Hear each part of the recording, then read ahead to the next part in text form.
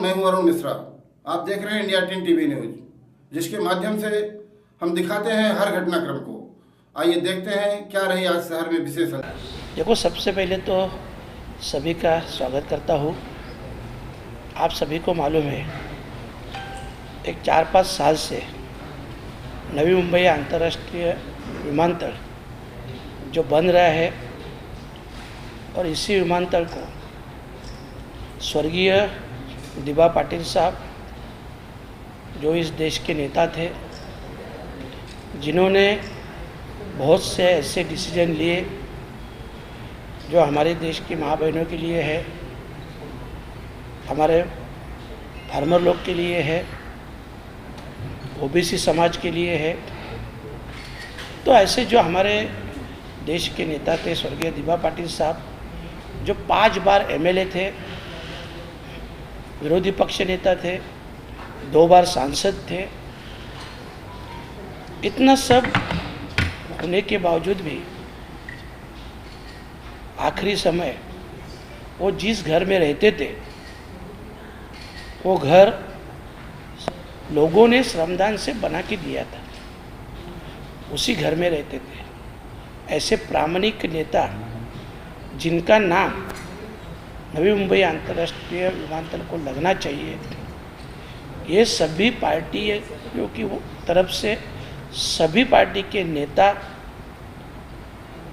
सभी स्थानिक भूमिपुत्र और खास करके महाराष्ट्र गवर्नमेंट ने भी, आपकी जानकारी के लिए बताता हूँ, 2022 में खुद तत्कालीन मुख्यमंत्री उद्धव जी ठाकरे साहब ने भी इस विमानतल को स्वर्गीय दिबा पाटिल साहब का नाम देना चाहिए, ऐसा ठराव सेंट्रल गवर्नमेंट को भेजा था।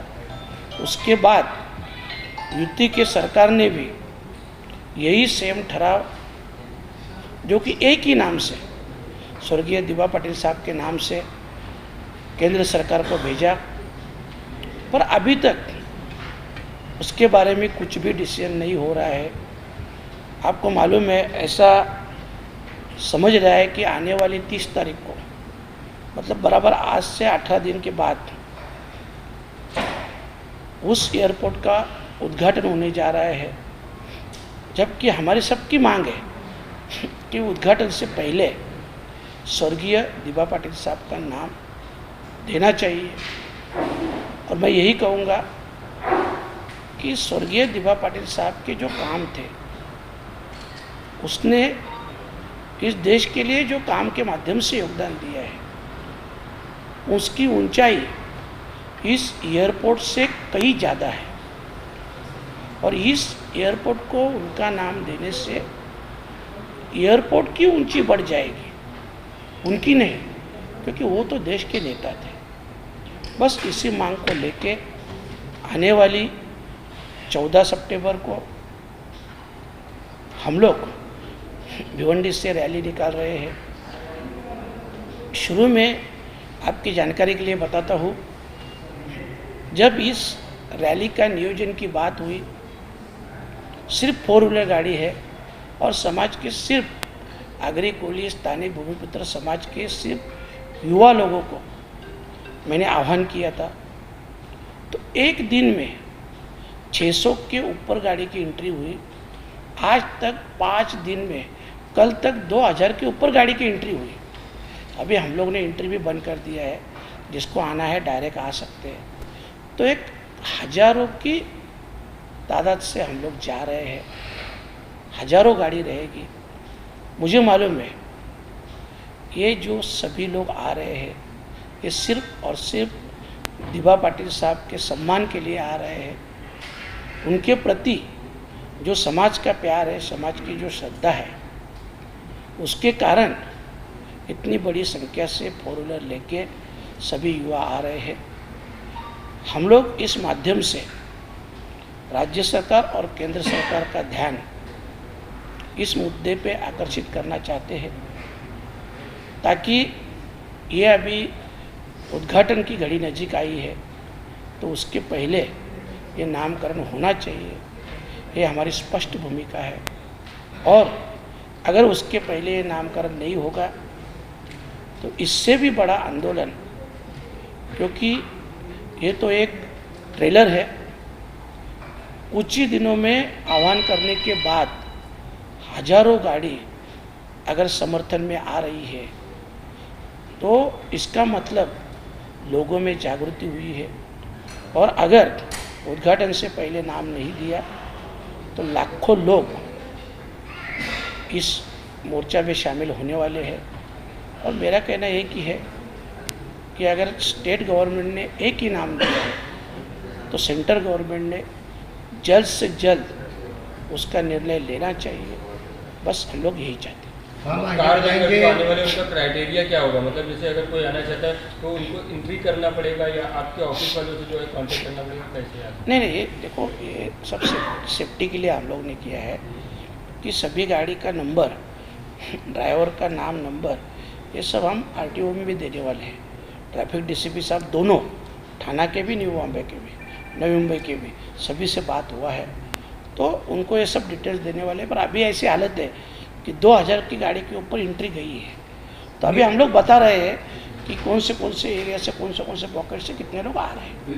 न्यू बॉम्बे महानगर पालिका जो है, उन्होंने या महानगर पालिका के जो क्षेत्र में जो फलक लगाए, न्यू मुंबई विमानतल, इस तरह के फलक लगाए, कई युवा ने वहाँ पर विरोध करके वो बोर्ड तोड़े भी, उसके बारे में क्या कहना है? देखो, मतलब जब ये बोर्ड लगे, अंतर्राष्ट्रीय विमानतल के जब बोर्ड लगे हैं तो वो बोर्ड तोड़े भी है, कहीं पे उनके ऊपर काला कलर लगाया है। मतलब लोगों ने अपना निषेध व्यक्त किया है। तो इसके लिए एक गवर्नमेंट को, देखो अभी नज़दीक आ रहा है, इसकी आपने देखा होगा संसद में भी मैंने इसके बारे में आवाज़ उठाई थी। और अभी ये 14 तारीख को रैली निकल रहा हो, तो ये जो लोगों का विरोध, क्योंकि 4-5 साल से चालू है, हमारी संघर्ष समिति भी लगातार संघर्ष कर रही है, कई समाज की संस्थाएं हैं जो काम करती है, वो लोग भी इसका विरोध कर रहे हैं, इस संघर्ष में शामिल है। और आज जब मैं भी कर रहा हूँ तो मैंने भी सभी को आह्वान किया है कि आप सभी ज़्यादा से ज़्यादा संख्या से इसमें शामिल हो जाए। सिर्फ 1-2 मिनट में आपका लूँगा वो इसके लिए कि ऑलरेडी दिबा पाटिल साहब का मैं काम बोलना आपको भूल गया कि उनको मैं राष्ट्रीय नेता क्यों मान रहा हूँ। देखो 1989 में जब स्त्री भ्रूण हत्या का कायदा पारित हुआ, वो कायदा महाराष्ट्र विधानसभा में दिबा पाटिल साहब ने पारित किया। उसके बाद में 1994 में सेंटर के गवर्नमेंट ने भी उसकी दखल ली और पूरे देश में ये स्त्री भ्रूण हत्या का कायदा लागू। जो फार्मर लोग का था, जगह के बदले में जगह, पहले आप देखते थे सेंटर का हो या स्टेट का हो, जो भी प्रोजेक्ट निकलता था उसमें से कुछ छोटी मोटी अमाउंट दे के फार्मर को खुश किया जाता था, चुप करते थे और प्रोजेक्ट करते थे।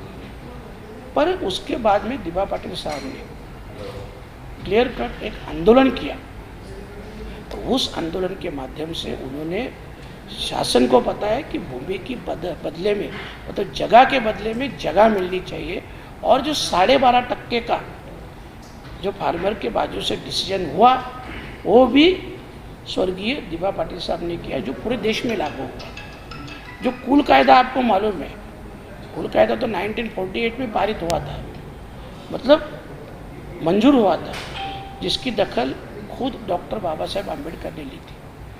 तो उसके बाद में 1957 से लेकर 1965 तक दिबा पाटिल साहब खुद MLA थे, उन्होंने इसका फॉलोअप लिया और ये जो कायदा था ये GR सहित पारित किया महाराष्ट्र में। इसके बाद में वो पूरे देश में लागू। और इससे और एक बात बताता हूँ कि जब मंडल आयोग की सिफारिश लागू करना था पूरे महाराष्ट्र में, तब OBC का उसी समय 1984 में OBC का महाराष्ट्र का नेतृत्व दिबा पाटिल साहब कर रहे थे। मेरा कहने का मतलब यही है कि उनका जो काम है, आज भ्रूण हत्या का जो हुआ, सब हमारे माँ बहनें बेटियाँ हमारे पूरे देश के, उनके लिए कानून लागू हुआ, पूरे देश के फार्मर के लिए कानून लागू हुआ, ओबीसी को जो पूरा हक मिला उसका भी महाराष्ट्र का उन्होंने नेतृत्व किया था। ये सब उनके काम देखेंगे, पूरे देश लेवल के काम, और इसके लिए हम बोलते हैं कि इस विमानतल को, उनका एयरपोर्ट को नाम मिलना चाहिए, जिससे एयरपोर्ट की ऊंची बढ़ जाएगी। दिव्या पाटिल साहब की नहीं, दिव्या पाटिल साहब की ऊंची तो बहुत ज़्यादा है, क्योंकि वो देश के नेता थे। महाराष्ट्र राज्य सरकार नाम की घोषणा करने के लिए इतना विलंब कर रही है, क्या आपको क्या लगता है, क्यों कर रही है, क्या वजह नहीं, है? महाराष्ट्र सरकार विलंब नहीं कर रही है।